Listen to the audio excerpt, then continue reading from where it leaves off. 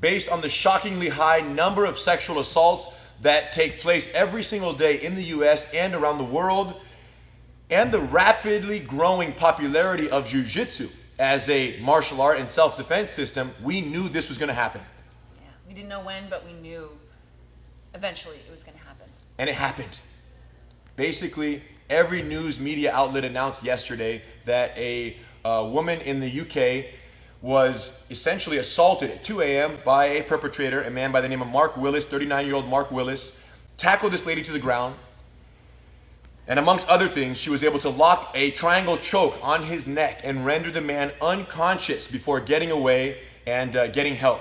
The man was arrested and is now behind bars based on her actions. And although this is an extremely unfortunate situation, it couldn't have had a better ending for her. She survived. He's behind bars. It's absolutely incredible. And for me, what I take away from this is that this is an incredible reminder that jiu-jitsu really is the most effective form of self-defense for women. Absolutely. And in her testimony, the woman very detailed, very clearly articulated what happened during the assault. So in addition to breaking down and demonstrating exactly how it went down, we'd also like to use this opportunity to discuss the top 3 reasons why jiu-jitsu really is the absolute best form of self-defense for women around the world. Now, before we get into the actual breakdown and the demonstration of the techniques, we do want to say this, that when it comes to self-defense, there is no right and wrong, right? And if any of the situations that we demonstrate have ever been experienced by any of the viewers, and you were to ever do something differently than the way we demonstrate in this breakdown, it doesn't mean it was wrong.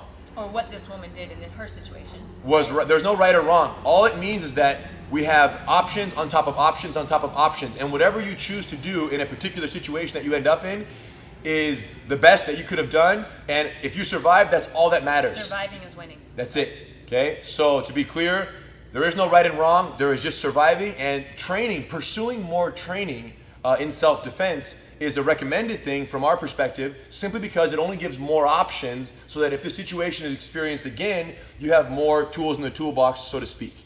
That being said, 2 a.m.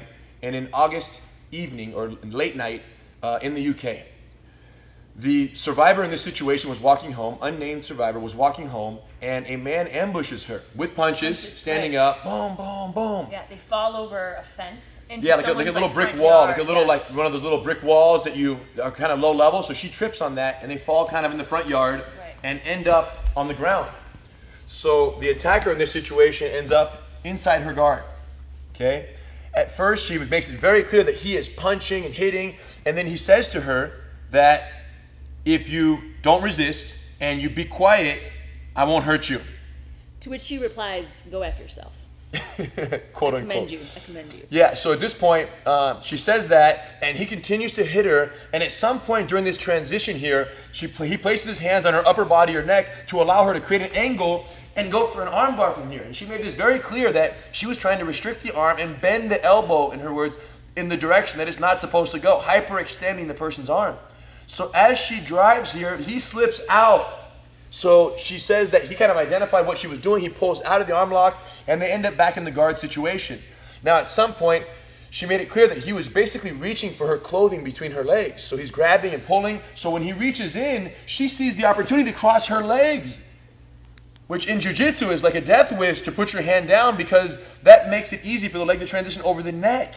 So at this point, she follows the steps. She articulated biting the leg on the back of the neck and locking her leg over.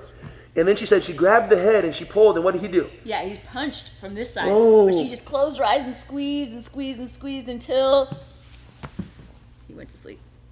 So she recalled him going limp and basically going unconscious.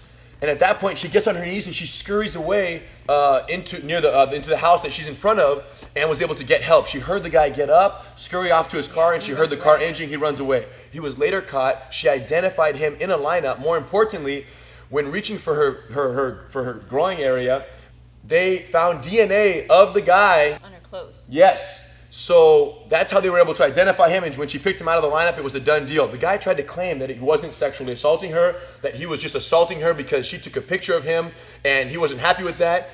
But the jury didn't believe it, the judge didn't believe it, and they condemned the guy to for the sexual assault charges in this incident, which was amazing. Yeah. Because not only that, but the judge was like so amazed by the story and about this woman kind of taking this guy down and then following it up, because this is a hard process to go through, to face all these men in a lineup and to actually, you know, try to prosecute and go through with the whole court and everything. It's a very stressful process for the survivor in that situation. So she took him down.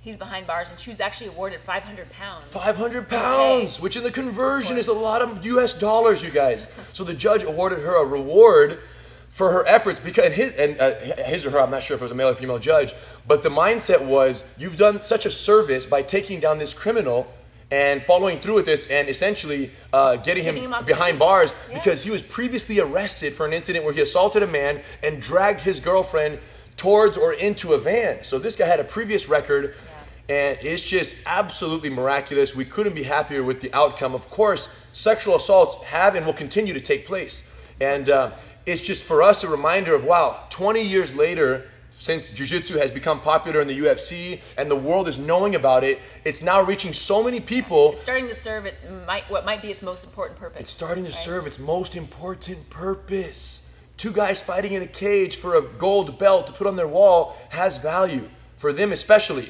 But for the rest of the world, it has limited value. For us, this is the most important gold medal. This is the most important victory for jiu-jitsu as a whole. Not even the Gracie family, because we don't know who the woman is and we didn't teach her. But we know that jiu-jitsu coming to America and being popularized, this is why that happened. This is the greatest victory. It is. So it kind of... Yeah, and in this particular situation, this is one of the top things that this is one of the reasons why I wanted to share jiu-jitsu with women, because of this almost exact scenario was played out in my mind before I ever heard about this incident. But this is one thing that every woman fears. This is like what we consider our worst case scenario is we're on the ground, a man is between our legs, which we know is the ultimate destination for a man in a sexual assault. Right. We know that's where he wants to end up. And what's so incredible is that in jiu-jitsu, that's the guard. Yes. Which is our position of power.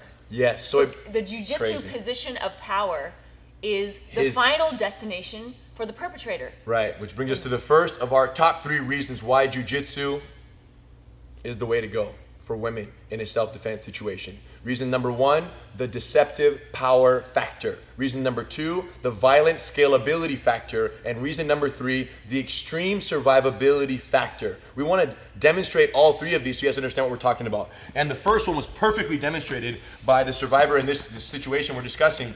If the man wants to end up inside the guard, okay, this is their ideal position. And in jiu-jitsu, in any other martial art, this is like worst case scenario. You're getting punched, you're getting beat up from this situation. In jiu-jitsu, not only is this an okay place to be, but if you're on the bottom of the fight, it's the best place to be. So the fact that his final destination is our position of power makes the very deceptive power advantage for Eve. And for women who don't know self-defense or don't know this is a very disempowering potentially position. And me, it's the most empowering position. Right.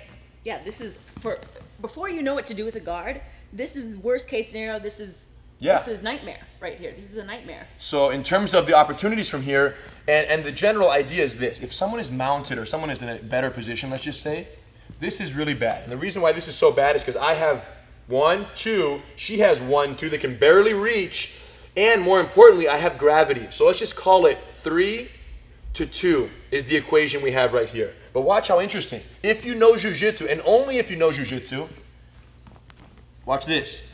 1, 2, 1, 2, 3, 4. 4 against what? 3. What are my 3? Same thing, punching and gravity. So Eve now has an advantage. 1, 2, 3, 4. But it's only advantage if you know what to do with it. Yes, if you train jiu-jitsu and you become so incredibly comfortable underneath the fight.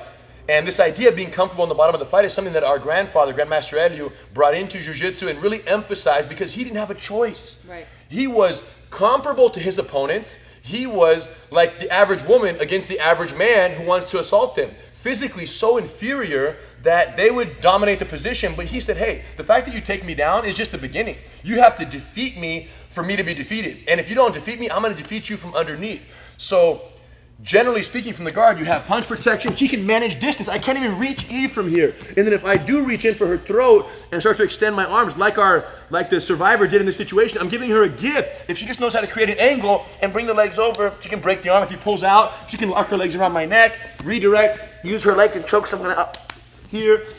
If he's very low, she can do a guillotine. Shove my head out of the way. She can start to sit up as he tackles her back down. Look, I'm getting choked. And of course he's gonna tackle her back down.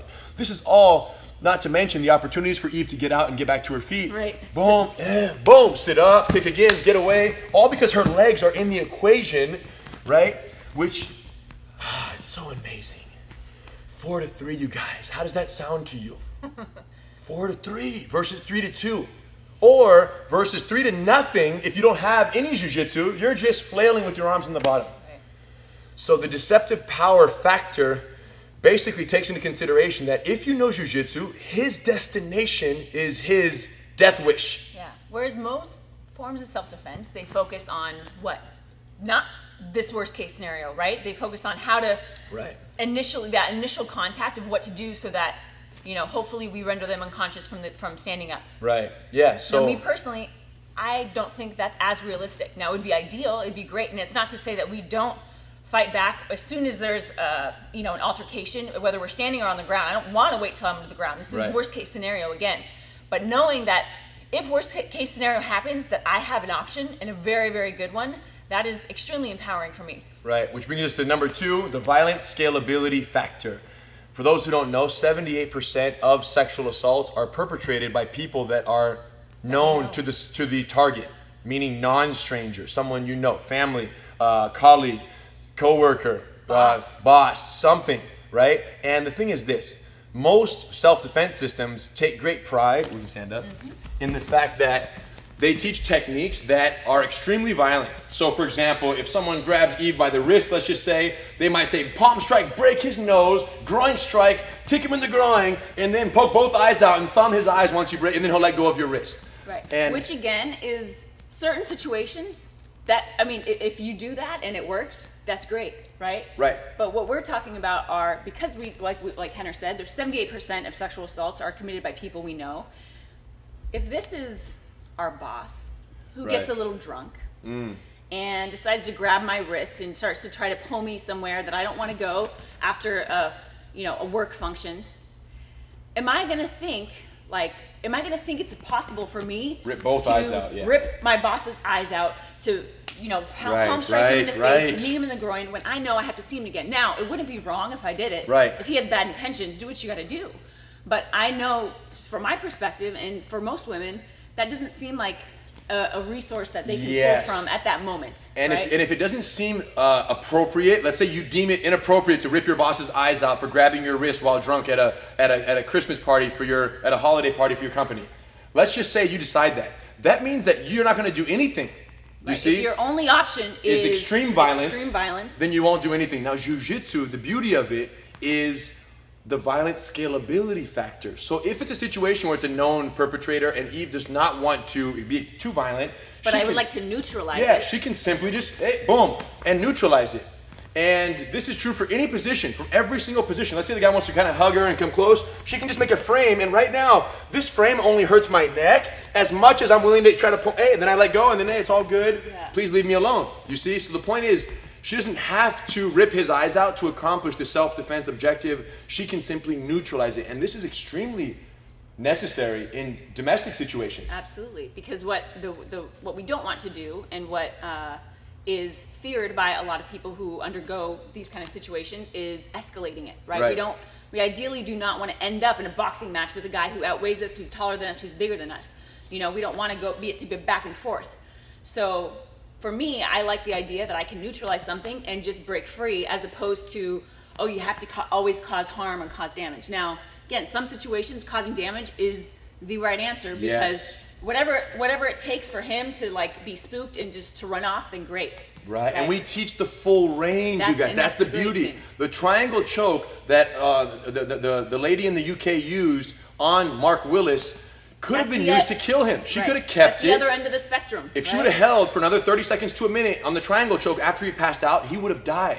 Yeah. That's as violent as it gets. So Right. the point is, we have those resources in jiu-jitsu. We can break arms, we can choke necks, we can dislocate shoulders, we can do all of that. Or we can just neutralize something, neutralize a threat escape, without... shut it Yeah. down without necessarily making it worse, okay? So the violent scalability factor, a lot of people and a lot of women who learn self-defense, they are like, initially especially, very like, they're not violent people. So Right. for them, the thought of ripping someone's eyes out has no appeal in any way, shape, or form for them personally. So they love the idea of learning something that shuts down the attack but does not escalate. Not to mention, you can't really practice gouging someone's eyes Right. out. You don't really know what Yes. the technique, exactly what it is in that technique, or bashing you- someone's like nose. Yes, you can speculate all you want, but Yeah. until you rip someone's eyes out, you don't know what it's like to rip someone's eyes out. And with jiu-jitsu, because many of the finishing holds and the strategies, like the triangle choke used in the UK there, are much more control-based than they are single strike violent-based, we can actually practice them every single day. I know what the it's like to choke a guy. Yes, Maybe she not choked me unconscious Yeah, one time, yeah. tell him the truth. Yeah. So she knows what it's like, and not that we necessarily have to go unconscious, but we can practice the technique in full control and full effectiveness and in full force, so to speak, and know what it's actually like to put an arm to the point of breaking, to that hyperextension point of absolute danger. But a groin strike, unless you actually strike someone in the groin, not on a big pad that they hold for you to hit and hope that it's going to work in the day of, it's tough. So from those extremely violent measures, a lot of times you never actually know their reliability. So if you're putting all your eggs in that basket, that's the biggest concern. Yeah, and the other side of that is that we believe that you should never rely on someone's pain tolerance for your means of escape. Right. Because if they're on PCP, if they're on drugs, or if they just maybe their adrenaline is so Yes. high, people get shot and keep fighting and keep running. Yes. So what's to say that just by you trying to hurt them or hurt their you break eyes his or nose. break the nose, who knows, that may not render him, Right. It may not incapacitate the guy, him. exactly. right? So But like our grandfather said, and by our I mean jiu-jitsu's grandfather. your grandfather too, my grandfather. Like Grandmaster Elu said, when it comes to chokes, there are no tough guys. Everyone goes to sleep. And man, he would be so proud Yeah. of this situation. Yeah. Like just for my grandfather to think of how far jiu-jitsu had to travel for a woman to have learned this technique in the UK from someone to be this effective, to be able to choke a man unconscious. This is the ultimate victory for Andy Gracie as a teacher and perpetuator of the art, which is always what he, envisioned himself as. So amazing. Now, number 3, the third reason why jiu-jitsu is the only way to go for women in a self-defense situation, not the only way, the best way in our opinion, is the extreme survivability factor. And what this boils down to is in a position of extreme disadvantage. Let's say that Eve is down, let's just say, and let's say even I'm just mounted. Right? Mount is obviously a worst case scenario. Survival here is absolutely necessary and absolutely challenging, no doubt. Extreme survivability factor, what that says is if you don't know jiu-jitsu from very bad positions, because so many self-defense systems kind of perpetuate the idea that no, we don't go to the ground. We get up, we rip his eyes out at all costs. You do not go to the ground. And that's the mindset is right. You don't want to go to the ground. The problem is once you're there, as was the situation, you trip over a brick wall that you didn't see. You lose your balance. And now the person is on top of you. If you never accepted this inferior position as a very likely and realistic outcome in a fight, what are you going to do? You're going to do whatever you can to get up. And in trying to get up, you're going to play right into, boom, boom, the avalanche of punches that goes. So the extreme survivability factor of jiu-jitsu, essentially what it means is when you accept worst case scenarios will happen. Against our will, sometimes they're possible. It's the Grandmaster Elio mindset that it's going to happen. So when it does happen, be ready for it. And sometimes, if there's nothing you can do, do nothing. And in a situation like this, if all Eve does is manages the distance and stays close, check it out. Every time I sit up to pull my hands off, she makes my hands go back to the mat. So Eve's mindset right now is not to get out. Eve's mindset is to neutralize potential damaging strikes, stay alive, survive, and wait for the opportunity. And if she from here is causing a scene, yelling for help, making a big scene so that this guy wants to get away or so that someone can come and help, great. Or if there's an opportunity, she'll just climb up, trap the arm, trap a foot, roll, block, disengage, possible here, and she's out, boom.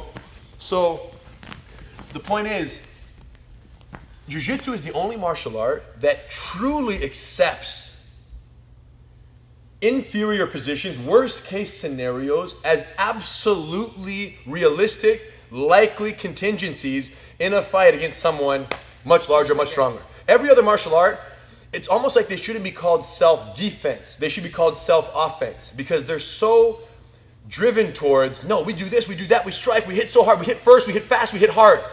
And as a result, we never are on the defensive and we're never going to land on our backs in a self-defense situation. And if we do, we're going to get up so fast that they're not going to be able to hurt us or hold us down. And it's a little bit disillusioned in our experience because if you buy that mindset and you get trapped in an inferior position and your number one objective is get up at all costs, guess what? You're going to give your back, you're going to get punched in the face. Or you're going to completely exhaust yourself, right? And that's the biggest risk of this, is being on the bottom and not knowing what to do and just trying everything and fighting for your life, trying to get back up or trying to like push him off. And then what happens to us? Our energy is completely depleted and then we have nothing left. And that's when the sexual assault will occur, is when we've either mentally or physically surrendered because we have nothing left to fight with, right? Right. So this idea of embracing worst case scenarios, training them on a regular basis, and accepting them as part of the fight. And when you're there, knowing that if there's nothing you can do, you're better off doing nothing. Hold tight, manage the distance, manage the damage. And at that point, wait for help or wait for an escape opportunity. But trying to get up when getting up is not an absolute possibility at that time could lead to your demise, could be the worst case option at that particular situation. And for me, the best part about knowing these this survivability and even this idea of the guard being the position of power, what that does for me is it gives me, that empowers me to almost like set my boundaries ahead of time and to kind of give off that feeling of confidence when I walk down the street or when I make eye contact with somebody. And really, that's our first line of defense, right? So once we have that, once we know that, okay, worst case scenario, I'm going to be okay. That's what gives you the power to be able to assert yourself early. Yeah, assert yourself verbally, or to draw boundaries with people around you, or to see somebody walking down the street and not be freaked out and be able to look them in the eye and say, yeah, I see you, and just keep walking, right? So all of these things that could potentially, help us avoid a situation, that those to me stem from the confidence of knowing what to do. If worst case scenario, everything goes bad, I still have an option. Absolutely. And that's what self-defense ultimately boils down to, is boundary setting. You say, hey, take one more step and we're going to have a problem. If they take one more step, you have to be able to defend yourself. So people are only willing to establish boundaries, and these can be emotional boundaries, psychological boundaries, physical boundaries. Right. People are only going to establish boundaries that they are willing and capable of enforcing. So ultimately, learning self-defense, learning techniques like these, the absolute best outcome of this type of training is not that you go out and choke more bad guys. Yeah. The Our best goal is outcome, not that more bad guys get choked out in a triangle choke. That's not. the victory for this type of training is that fewer assaults take place In general. because people establish boundaries much sooner, and perpetrators recognize that assertiveness and say, wow, I was anticipating an easy target. This is not the easy target that I anticipated. Clearly, I'm on their radar, and if I take one more step, they know what I'm up to. They want the person who's walking to their car, fidgeting with their phone or their keys, and as they approach, purposely does not make eye contact and continues fidgeting out of fear of engaging the subject and looking at them and asserting themselves towards them, out of fear of what might happen if they assert themselves. So that's the bottom line. Learn self-defense, learn how to fight so you never have to, is the idea. And if it does go down, guess what? Triangle choke. His position of advantage, his seemingly disadvantage, his seeming objective and advantage position is our position of power. If it's someone you know, you have that violent scalability factor where you can just neutralize, or you can kill them if you have to. And there are cases where it's necessary. And most importantly, in a worst case scenario where everything is bad and you're in a trapped situation and escape is not an option, trying to get out could lead to their victory and be very dangerous and damaging situation. Instead, manage the distance, manage the damage. But in order to do that, you have to accept that the position of disadvantage is not escapable at that particular time. Wait for a better time or wait for help is what we would recommend. Now, someone looking at this thinks, wow, this all makes sense. I want to learn this. You can. Find a jiu-jitsu school in your area. Go check it out. We have certified training centers all over the country and all over the world. But if there isn't one in the area, go find a jiu-jitsu school and start training. But for some women, there's an extreme reservation about doing a jiu-jitsu class with men in the class, right? They're going to go learn self-defense. Especially initially, there's that uncertainty about just going into a class of jiu-jitsu and that close contact with people that they don't know, especially men. Which is the reason why we created the Women Empowered program, which is a women's only program that focuses specifically on situations that women find themselves in. Yeah, and anyone out there any female students out there, prospective students who are interested in trying that, go to gracieacademy.com, find a certified training center that teaches the Women Empowered program. We have many of them, and go start with those classes. And what will happen is you'll go into a class with only women, the safest, friendliest, most productive, female-only learning environment, and you're gonna start becoming confident in the techniques. You're gonna love the techniques, you're gonna love the vibe, you're gonna love the confidence that you gain from learning those techniques, and then what are you gonna do? I wanna go try a class with men in it. I wanna go into a co-ed class and see what it's like to try these moves on men, because eventually if I need to use them, it will be on men, which is a perfect evolution. It's a very normal transition that women undergo here at the Academy. Right. All of them start in Women Empowered, and then they all eventually evolve to wanting to train with men, and on their own clock. It's on their clock. We have no rush, no race, no problem, you guys. Train jiu-jitsu. But more importantly, for those local, Yes. right? We have a seminar coming up, a free seminar that we offer, twice a year. So it's a really great opportunity. July 18th. It's a Saturday here at the Gracie Academy headquarters in Torrance, July 18th. 2-hour free seminar. Spaces fill up very quickly, but if you want to learn some of the principles in more detail and actually have some practice on some of the techniques we demonstrated, come check us out. Save your spot. Go to gracieacademy.com/seminars to save your spot for this July 18th free. Guarantee that your outlook on self-defense will be completely changed by the end of the seminar. You can in one seminar, you can absolutely change someone's perspective 100% on self-defense. Obviously, developing reflexes takes more time, but you can change the kind of the projectile path of your self-defense mindset, and that's what we aim to do. If you live within 100 miles of the Gracie Academy, we expect to see you here on July 18th. Come check us out. And if you don't live within 100 miles, find a certified training center. And if there's no certified training center near you, go to gracieuniversity.com, and the Women Empowered program is 100% available in online streaming video format. All you need is one partner, husband, wife, sister, brother, mother, father, grandpa, grandma, nephew, niece, someone who cares, anything other than your dog, to practice your techniques and build those reflexes from home. And then if you learn them well enough, come to the Gracie Academy and we'll test you in person to see how you're doing. You guys, much respect. Share this video. If it opens any eyes to the benefits, the top 3 reasons why jiu-jitsu is the best way to go for women's self-defense, it was worth making. And man, we really hope that you guys benefited from this. We'll be in Seattle. Hope you share it with women in your life. Eve and I will be in Seattle at the end of this month, May 31st. We're doing a civilian, men and women, co-ed, Gracie Jiu-Jitsu Mastery Seminar, Sunday, May 31st in Seattle, and that precedes a 1-week-long law enforcement police instructor certification course in Washington as well. So we'll be up there. If you're up there for the seminars, great. If you're interested in doing the seminars, go to gracieacademy.com/seminars, check it out. But there you have it, my friends. The top 3 reasons why jiu-jitsu is the absolute most effective form of self-defense for women. The deceptive power factor, his position of advantage is our position of power. The violent scalability factor, if you know the person, you can neutralize. And if you don't know them, or break their arm, or choke kill them out. them. Yes, anything is possible. And the extreme survivability factor, even the worst case scenarios are not so bad when you know jiu-jitsu. And you know what I just realized? Is that these are the 3 reasons why jiu-jitsu is the best self-defense for anyone, not just women. True that. And you can train when you're pregnant. Damn!